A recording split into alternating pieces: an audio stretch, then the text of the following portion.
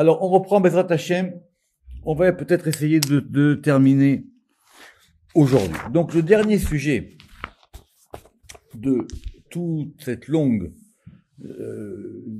dissertation, si on peut dire, ou de ce long développement, c'est qu'on revient sur le verset qui est après le premier verset qu'on a cité.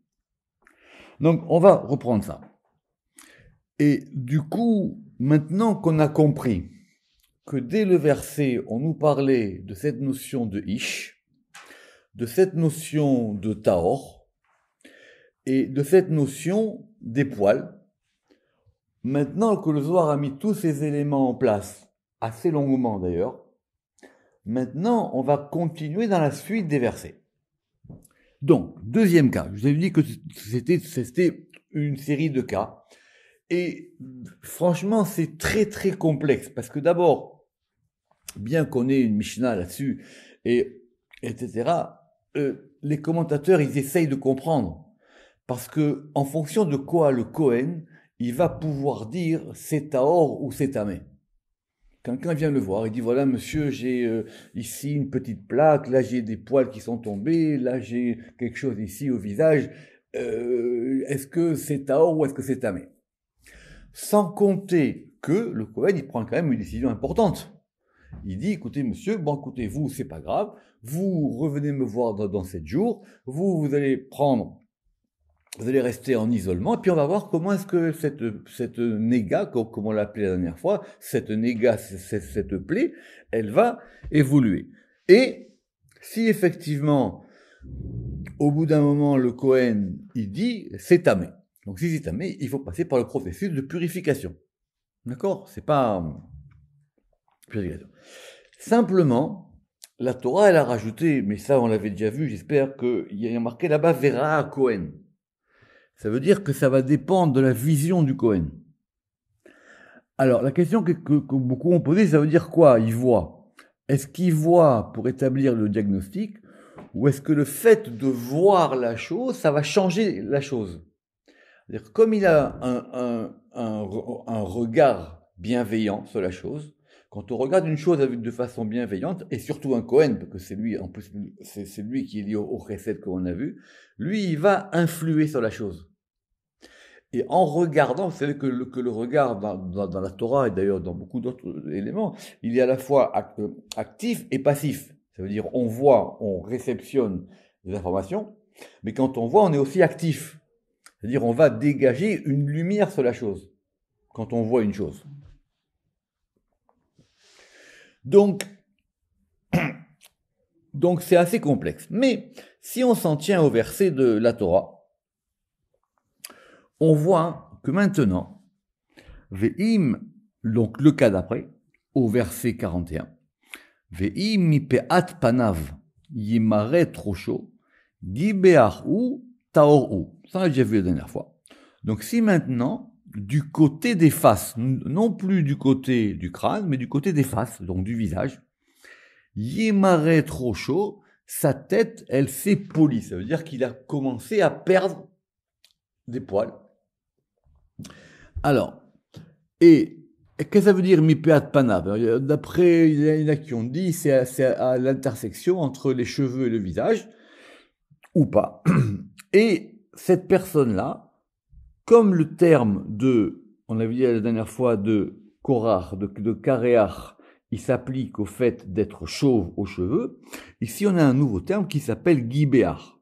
Gibéar, ça veut dire qu'il est chauve, mais c'est pas chauve des cheveux, c'est qu'il est chauve de cette partie-là. Et il est considéré comme étant pur. Parce qu'à ce niveau-là, effectivement, comme on l'a dit avant, ça veut dire que les dinim, ils sont partis.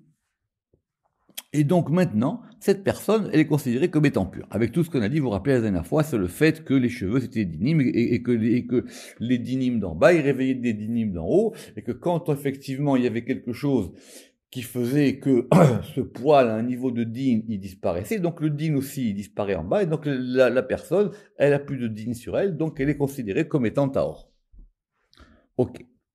Maintenant, Tan, le Zohar, il a expliqué depuis la dernière fois. Je relis, tout ça on l'a fait la dernière fois. qu'est-ce que ça nous rajoute ça nous rajoute cette notion de face. Alors, it panim veit panim. La notion de face, elle est à deux sens. Soit, ça veut dire il y a des faces et il y a des faces. Ça veut dire qu'il y a plusieurs faces possibles. Effectivement, nous on est habitués chaque fois que dans la Torah, quand on dit que quelqu'un il vous regarde, comme on a dit les regards du Kohen, comme on a dit par exemple dans la Birkat Kohanim, tout ça vient la dernière fois, je répète, que par exemple on dit Yisa Hashem Panav, que Dieu, comme on disait avant, il t'éclaire de ta face, donc c'est forcément bon, que c'est une face qui va donner de la lumière. Mais ici, comme on a évoqué le fait que du côté des faces, il y avait quelque chose qui se passait, donc c'est quoi? Alors, it panim veit panim, ou man panim alelu. Et ces faces ici dont on parle, ce sont des faces de quel côté? Autrement dit, du bon côté ou du mauvais côté?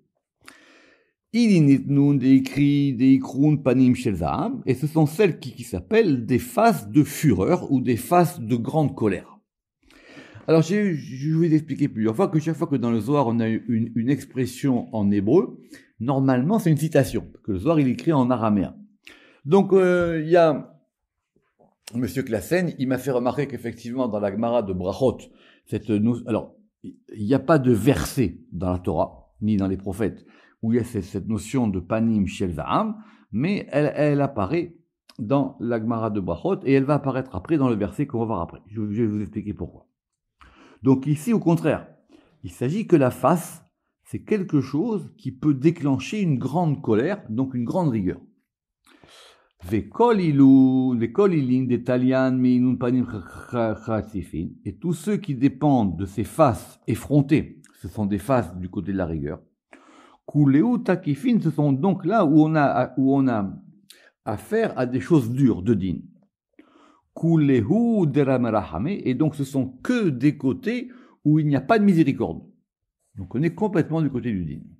Donc il y a des phases bienveillantes et il y a des phases de rigueur. Donc, Vechad itabar Sahara. Et donc, on comprend que du côté de ces faces qui sont des faces de rigueur, là, si on enlève les poils, Vechad itabar Sahara misitra denun panim, lorsqu'on va enlever les poils du côté de ces faces-là, mitaberan kulo. Donc maintenant, toutes ces rigueurs, elles disparaissent, ve'it tebaru, et elles sont brisées. C'est clair, c'est quoi la question du Zohar? Il dit, mais pourquoi est-ce qu'on a besoin de vérifier qu'effectivement, là, il n'y a pas de poils? Et en plus, là, ça s'est fait tout seul. Que vous comprenez que quand il y a marqué qu'il m'arrête trop, ça s'est fait tout seul. Donc effectivement, on dit parce que ce sont des phases du côté de la rigueur. Et quand il y a de la rigueur, ça ne marche pas avec cette notion-là. Donc il faut qu'effectivement, si c'est parti, donc ça veut dire qu'il n'y a plus de din, et donc le Kohen, il voit et il constate que c'est pur. Détania. Donc maintenant, on a une distinction entre quoi? Entre les poils de la tête et les poils du visage. Détania, parce qu'on a enseigné. Kol inun detalian misara de recha. Donc tout ce qui dépend des poils de la tête, donc des cheveux. Inun ilain ala choranin. Ça c'est supérieur à tout. Vela chatifin kevaiteu, et ne sont pas effrontés comme celle-là, c'est-à-dire comme les poils du visage. Que c'est un niveau plus haut. D'accord? Donc je répète, ça peut avoir un certain degré. À des degrés plus hauts, vous verrez bien que quand on a dit que l'ancien des jours qui s'appelle Atik Yomin ou Arichanpin, au contraire, lui il a une très longue barbe et lui il a des très longs cheveux. D'accord? C'est un niveau plus bas.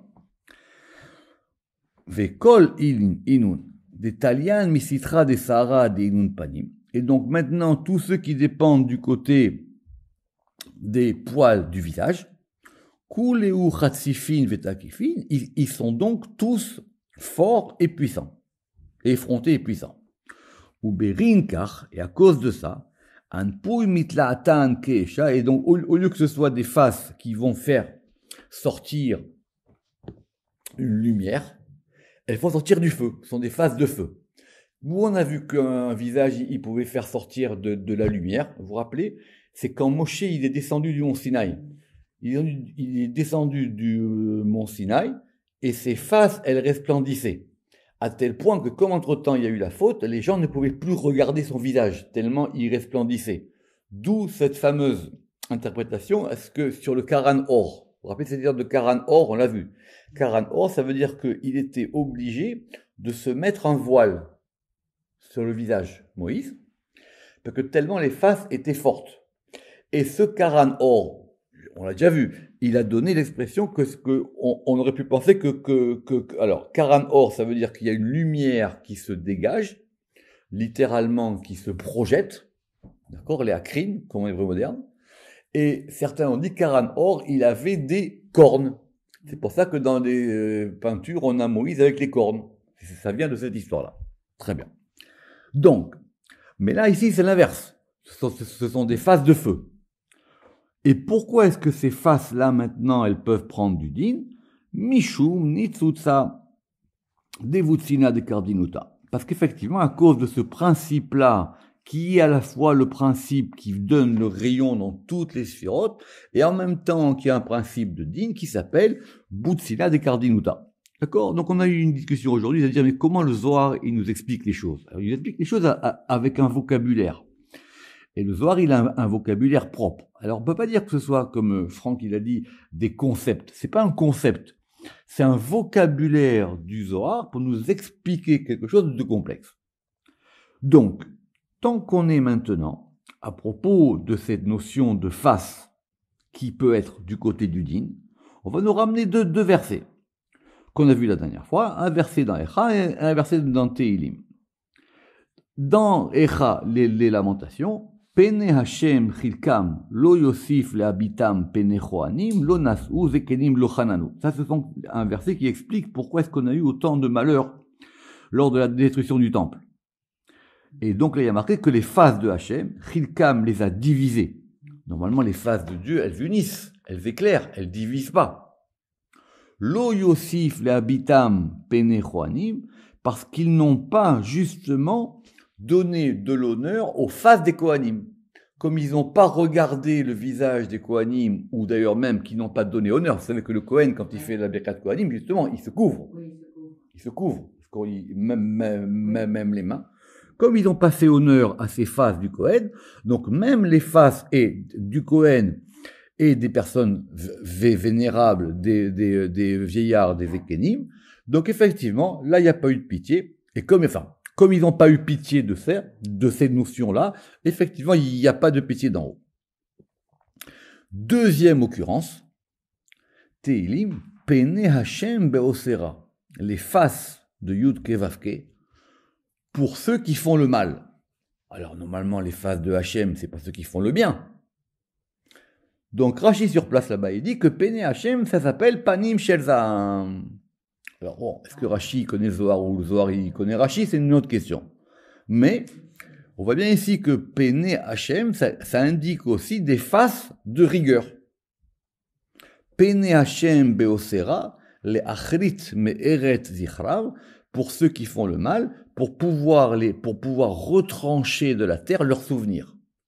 Donc ce sont des faces de din. On comprend maintenant pourquoi nous, on avait pu avoir Hashem Ishmil Chama. Il y a un côté de Hashem au niveau du din, et un niveau de Hashem au côté qui est non din.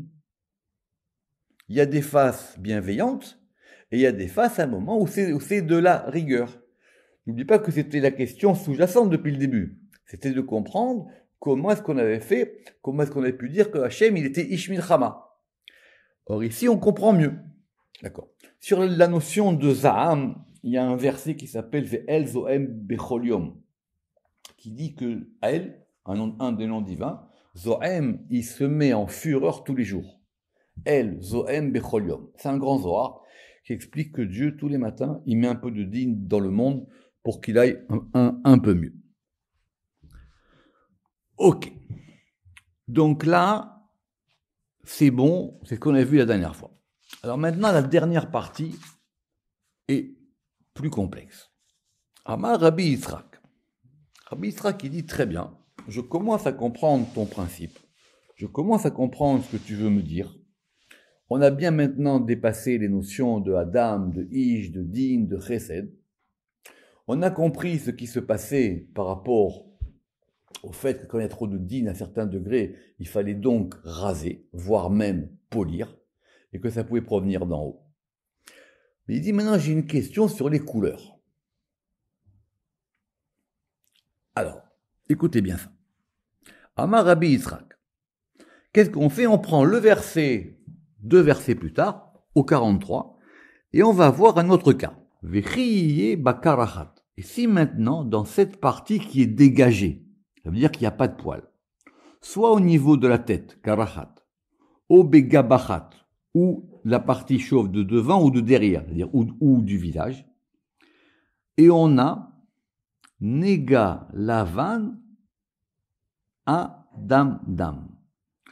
On a une plaie qui est blanche, rougeâtre. C'est pas Adam, c'est Adam Dam. D'accord? On a vu que c'était par exemple, c'était comme ça qu'on avait appelé Esav.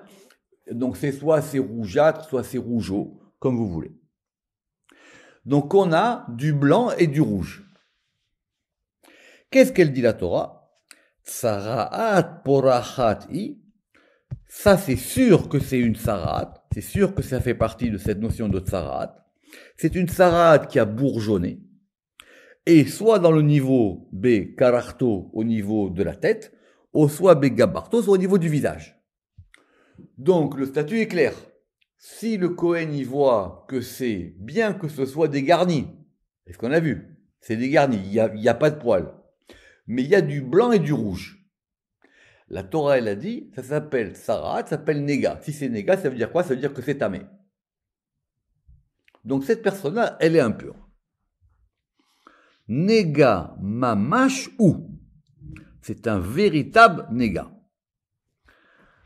En quoi le fait qu'il y ait du blanc et du rouge, ça indique que c'est pas bon, qu'on est du côté des rigueurs. Autrement dit, on va reprendre notre question sur maintenant le din et le taor et le tamé du point de vue des couleurs.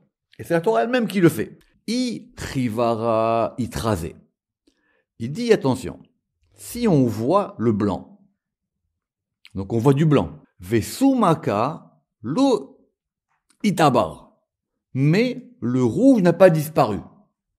Mashma.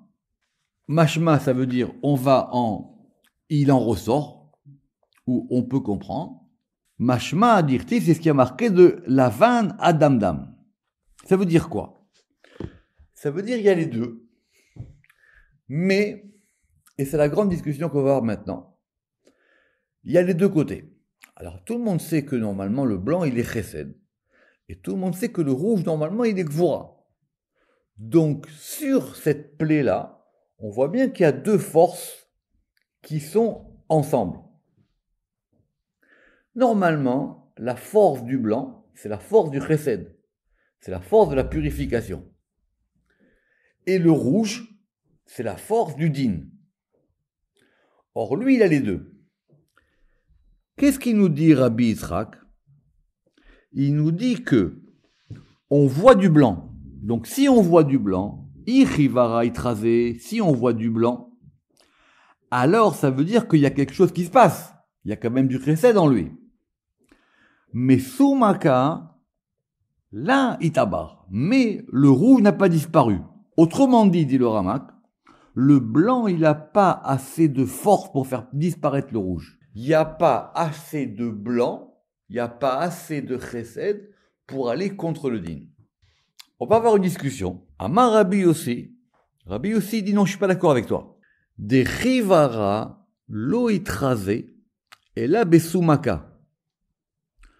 Le blanc ne se voit que par le rouge ou que dans le rouge. Que Gavana est comme le modèle du blanc et du rouge. Qu'est-ce qu'il veut nous dire? Je vais vous lire ce qu'il dit le Ramak, c'est passionnant sur cette histoire. Le Rabbi Yitzhak, il dit Sheikar anega eno aloven et la odem. Alors il dit cette plaie, pour qu'on ait considéré qu'elle était impure, donc c'est forcément que son essentiel c'est du rouge. Mashma chamim anamirin le tzadagvura ladin. Rabbi Yitzhak a ader letaken. Madidi chakel levichir. Sheikar anega eno aloven et la odem.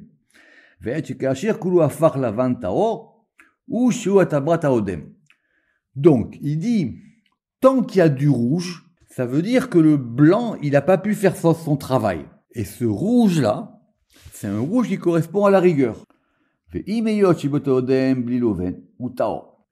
Effectivement, ça indique qu'il y a quelque chose qui travaille. Rabbi aussi, il dit non. À partir du moment où tu vois du blanc, ça veut dire que le chesed il travaille. Ça veut dire qu'il y a quelque chose qui se passe. Parce que justement, on peut voir le blanc que parce que lui, il est en train de travailler le rouge. Je dis exactement. Rabbi aussi plié aléa. De kivan adin nimtak. En raouché chavele nega. Il dit, puisqu'effectivement on voit que le blanc, il a une part, donc ça veut dire que le blanc, il est en train de travailler. Donc ça veut dire qu'il y a un processus. Et ce processus qui travaille, il fait que donc le chesed, il emporte sur le din. Et c'est ça la différence qu'il y a entre le rouge et le blanc. Alors Rabbi Yitzhak, il dit, non, c'est pas comme ça. On va bien écouter ce qu'il dit. Afalgav de chivara itrase. Tu as raison, on voit du blanc. Mais mais le rouge n'a pas disparu. Le rouge n'a pas disparu. Il y a encore du rouge. Tant que le rouge, il n'a pas disparu, ça veut dire que le chesed, il n'a pas gagné. Et c'est pour ça que ça s'appelle nega. Donc de quoi ils discutent les deux? Ils discutent du processus maintenant, de cette notion-là, du blanc et du rouge, du chesed et du din. Comment l'un, il est vu par rapport à l'autre. Ce qui nous ramène exactement au début de ce qu'il avait dit le roi Salomon, qu'on voit l'un par rapport à l'autre. Vous vous rappelez qu'on voit l'obscurité par rapport à la lumière et qu'on voit la sagesse par rapport à la folie, ou par rapport à la sottise, on avait dit les deux. Et c'est ce qu'il lui dit. Si effectivement, je vois bien qu'il y a du blanc, mais tant que le rouge il n'est pas parti, alors ça s'appelle encore néga. Alors que l'autre, il a vu dire non. À partir du moment où il y a du blanc, ça veut dire qu'il y a du chesed dans cette affaire-là. La preuve que le rouge, quand il y a du rouge, même un petit peu, il est considéré comme étant une couleur de din, c'est un verset clair. Imiyu chataechem kashanim kasheleg yalbinu. C'est marqué dans le prophète, dans Isaïe. Si vos fautes, elles étaient comme de l'écarlate, comme du rouge dur, alors elles disparaîtront ou elles vont blanchir comme la neige. Donc on voit bien que la neige, alors pourquoi la neige? Parce que la neige c'est froid et c'est aussi quelque chose qui peut laver. Parce que si vos fautes elles sont comme du rouge, alors je ferai moi en sorte qu'elles redeviennent blanches. Donc tant qu'elles sont pas blanches, c'est pas fini. Imiyu chataechem kashanim. Si vos fautes elles allaient jusqu'à être complètement rouges total, kasheleg yalbinu, alors elles vont maintenant devenir comme de la neige. Donc, Vecha dit trava. Alors maintenant, si tout devient blanc, Vecha dit trava, si tout devient blanc, Kula rahamish takahu. Alors si tout devient blanc, ça veut dire que maintenant, on voit bien que c'est la miséricorde qui se trouve. Il n'y a que du blanc. Tout est blanc. C'est que de la miséricorde. Vedinin, la ishtekahu. Et on ne trouve plus les rigueurs. Il n'y en a plus. La parenthèse, pourquoi c'est en parenthèse? Parce que c'est une version alternative, elle dit Dea itakiru, parce que ça veut dire que maintenant, le rouge a disparu. Il n'y a plus de rouge. Il n'y a plus de rouge du tout. Donc notre discussion, elle évolue, parce que maintenant, on commence à comprendre comment les choses elles sont l'une par rapport à l'autre. Donc je voudrais revenir encore une fois sur cette discussion de Rabbi Yitzhak et Rabbi Yossi. C'est très important. Qu'est-ce qu'il a dit Rabbi Yitzhak? Rabbi Yitzhak, il dit si on voit du blanc, tant que le blanc il n'a pas fait disparaître le rouge, alors ça s'appelle quoi? Alors ça s'appelle que la personne, ça s'appelle du rouge. Mais la Torah, elle a dit quoi la Torah? La Torah, elle n'a pas dit un rouge blanchi. Elle a dit un blanc rougeâtre. Donc c'est une prédominance blanche, mais on voit encore du rouge. Parce que pourquoi est-ce que c'est rougeâtre? Le Ramak, il expliquait dans le Pardes que là-bas, que rougeâtre, ça voulait dire que c'était, qu'il y avait un peu de blanc. Vous comprenez? C'est pas du rouge total. C'est un rouge avec du blanc. Et même ça s'appelle un blanc rougeâtre.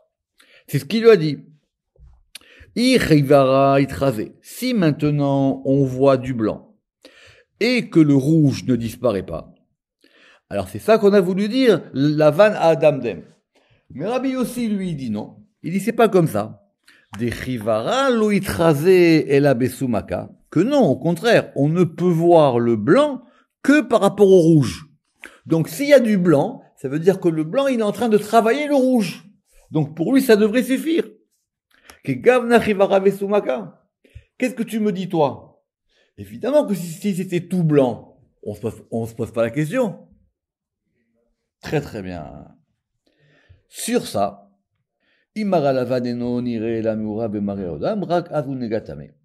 alors, tout le monde n'est pas d'accord effectivement sur cette notion de comment il a compris Rabbi aussi. Ça veut dire que si tu vois vraiment le blanc et le rouge comme deux entités séparées, alors effectivement, on pourra dire que c'est bien. Sur ce, le Rama qui ramène quelque chose de très étonnant, parce que moi je ne l'ai pas trouvé dans les versets de la Torah. Mais il dit, Mashmash arahamim enanirim el amisadadin agvura, ve'adal etaken madedechem, ve'chia shikad aniga et enolven. Donc effectivement, il dit, l'essentiel, moi, c'est qu'il y a encore du rouge. Tant qu'il y a encore du rouge, alors effectivement, c'est pas fini. Alors quand tout deviendra blanc, donc tout devient pur. Et donc ça veut dire qu'on a fait disparaître le rouge. Et que ce rouge-là, qui était du din, c'est le chesed qui l'a fait partir. Et la preuve, c'est que ce rouge, c'est le rouge des fautes, comme il y a marqué dans le verset. Et le Ramak, il ramène, d'où il a tiré ça, Béhémet, j'aimerais bien trouver.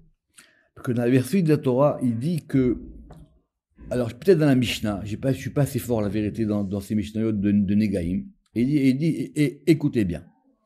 Ve'imeyot, shebeyot haodem bli loven. Mais si on n'avait que du rouge sans blanc, qu'est-ce qui se passe? S'il n'y a que du rouge et il n'y a pas de blanc, taor. Pourquoi? Il serait pur. Aïnou she'en haodem tame, parce que le rouge, il est impur que quand on voit qu'il est en conflit avec le blanc. Et là, be'oroto aloven le aviro. Ve'u ez sheno mitaver misham. C'est ça le sod. Non, c'est quand ça travaille. S'il y a que du rouge, alors d'où il a trouvé ça? Parce que dans les versets, moi j'ai pas vu ça. Pour qu'on considère que ce rouge-là, il soit un rouge de din, il faut qu'on sente que ça travaille avec du blanc. Si ça travaille avec du blanc, ça veut dire qu'il y a un conflit entre les deux et que maintenant, le blanc, il n'a pas la force, il essaye, mais il n'a pas la force d'enlever le rouge. C'est ça la discussion qu'il y a ici. Alors si c'est tout rouge, parce qu'on va pas non plus être aussi simplé de dire que les couleurs, ce sont des absolus. Donc vous comprenez bien pourquoi depuis le début, le Zohar, il nous parle de cette question maintenant de comment on comprend le relatif et l'absolu.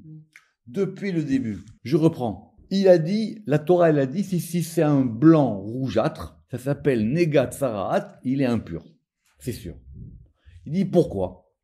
Il dit parce que il n'a pas assez de force, le blanc, pour faire disparaître le rouge. On voit bien qu'il y a du blanc et du rouge.